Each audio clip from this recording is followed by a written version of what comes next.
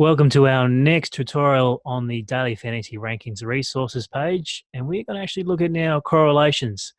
Correlations are available on the Daily Fantasy site next to points against. I'm a bit of a rookie with correlations, so I'll leave it to Hef to talk about how correlations work here on the site. Take it away, Hef. Sure. Okay, we've got a page for every team in the AFL here on our correlations section.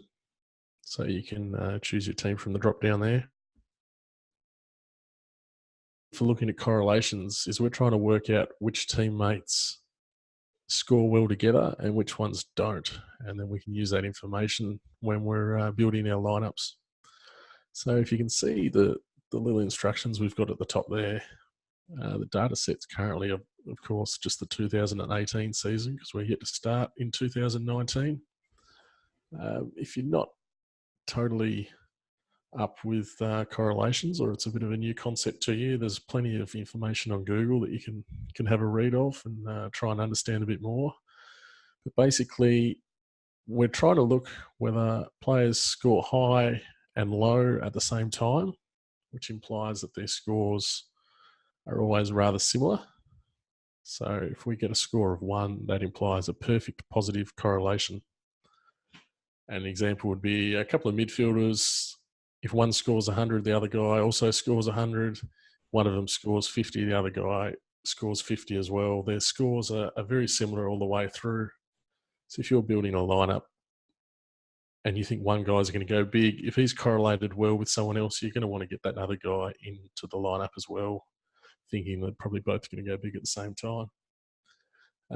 On the flip side is negative correlations, one being a perfect negative, and obviously it goes down to 0 depending on the strength. So a negative correlation means that it is the total opposite, where your midfielder who might have been scoring 100 in a game, the other guy is generally having a shocker and maybe scoring 50. And then when the first player scores 50 the next week, the other guy's going to come out with 100. So if guys are negatively correlating like that, you don't want to have them both in your lineup, because where one might go well, the other guy's generally going poorly, and that's just going to ruin your lineup. So obviously nothing's perfect. We don't have many scores above 0.5. Which is a pretty strong correlation. We like to sort of get to about 0.3 before we pay any real significance to these numbers. So it's just have a play with and maybe find a few patterns through the season to help you build some teams. Obviously, you've got the list of names and their jersey numbers down one side, and obviously the initials and the numbers up the top there. One that I actually kind of picked up straight away is Robbie Tarrant. And he has a 0.6 here correlation with Scotty Thompson. So that would make sense. They're both backmen at North Melbourne. Could play the old chip and mark kind of game as well. So that seems to be a bit of a trend, wouldn't you think? Yeah, we noticed this last season. They're both not really popular fantasy players at all.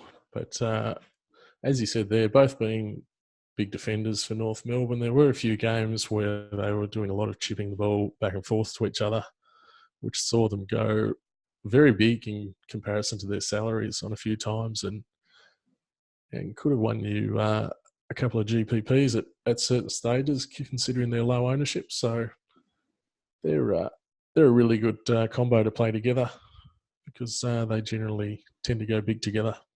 So and then, now, talk me about Ben Cunnington and why is he coming up all this red?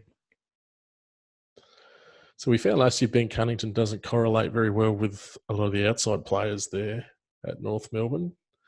You see a bit of reds. There's a huge red with Luke Davies.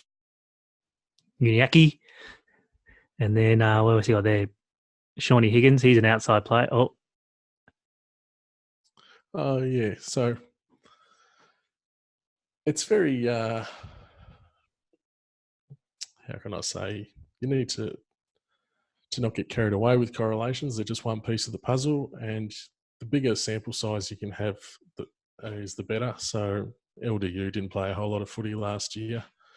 One point to note in these tables, if people don't play 6 games together, we don't even bother listing them. But ideally, you want to get 15 to 20 games of data to have any sort of confidence in the correlation numbers. But you'll see Ben Cunnington there has a minus 0.4 with Sean Higgins. So that's a good example of 2 players that we would try to avoid playing together, which might be a bit counterintuitive if you want to play a lot of North Melbourne players. You think Cunnington and Higgins are 2 of their stronger players, but we found that they often didn't go big together, and that's what you sort of need to win a tournament. So if you click on games played there, the option there above the table, it gives us the same table, but substitutes those correlation figures with the number of games played. So for that example there, you got Ben Cunnington, 20 games with Shawnee Higgins. So that's obviously a strong amount of games played there. Yeah, we'd be pretty happy to start taking notice of that figure. Whereas, of course, you look at his number there with LDU was only 7. We think, oh, well, it's not looking good for them. But, yeah, there's still a lot of water to go under the bridge. We might avoid that a little until we get a bit more data. But if you look at Thompson and Tarrant there as well, they played 21 games together.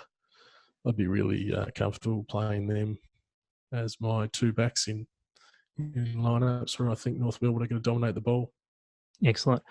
Would you be using these correlations in your builds for single slates or more of the larger slates on a Saturday or Sunday?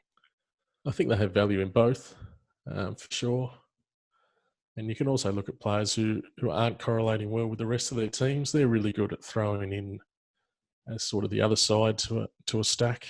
For example, there Cunnington, who can be a bit of a lone ranger at times. If you're really loading up with the other team in a big stack, you might throw Cunnington in as your token North Melbourne guy and bank on the fact that he's going to go high and the rest of the guys aren't going to go so well. We found Matt Crouch was a really good example of that last year with Adelaide. The game situation didn't matter too much with him. He was still able to perform well when the other team dominated the ball, as opposed to a lot of those other Adelaide midfielders. So, like many of our pages here, they're all pieces of the puzzle. But we think this is a really strong piece, and we think people are really going to find some value from it. All right, Hef.